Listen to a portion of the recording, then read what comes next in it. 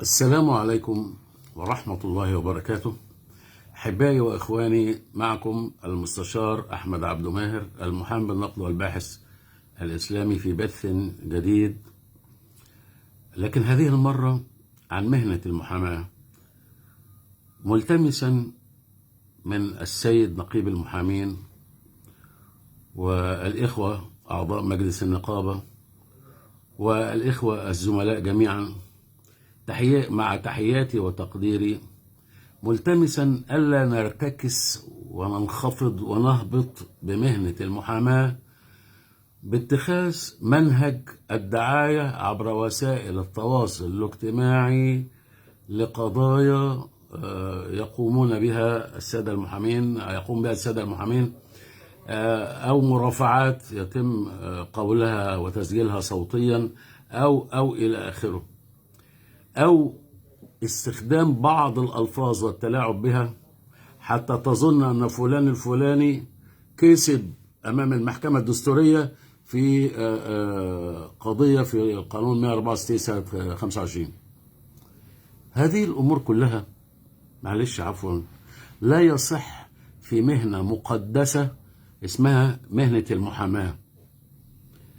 قد يجوز تنفع عند الراجل اللي بيبيع سلعة تؤكل، قد يجوز تنفع عند راجل بيبيع سلعة موبيليا أو سخانات أو بوتاجازات أو مفروشات، لكن مهنة مقدسة، مهنة فكر، مهنة علم، مهنة حق، مهنة رفع الظلم عن مظلوم، يعني يجب أنه إحنا نتطوع أن نربأ بأنفسنا ونبعد عن هذا الكلام. بعدين ابص على واحد يقول لك اصل انا كنت قاضي سابق، وواحد يقول لك انا ايه قاضي سابق، يعني عفوا، يعني حتى لو كنت استقلت يعني بمزاجك ما فيش مشكله، يعني انت في مهنه احسن من القاضي، في مهنه احسن من القاضي، لانك انت بتدافع عن حيثيات واقعه امامك ودلائل وبراهين انت شايفها وبتقولها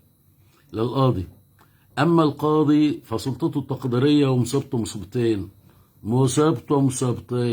ما عندنا قاضي اداني 5 سنين حبس قبل كده، مصيبتين ومش مسامحه على فكرة. أيوة صحيح، أنا خدت براءة بعدها بس برضه مش مسامحه. ما كل واحد لازم يخلي باله من شغله شوية. لكن إن أنا أمتهن مهنة مقدسة وأجدها بيروج لها كترويج المأكولات والمطعومات وخلافه، دي يعني ما يصحش. أرجو أحبائي وإخوتي المحامين، وأرجو من السادة يعني أعضاء مجلس النقابة وعلى رأسهم السيد النقيب، مع تحياتي واحترامي للجميع، أنه يتم التنبيه أنه لا نهبط لهذا المستوى وذلك التنافس. وبص الاقي ناس كمان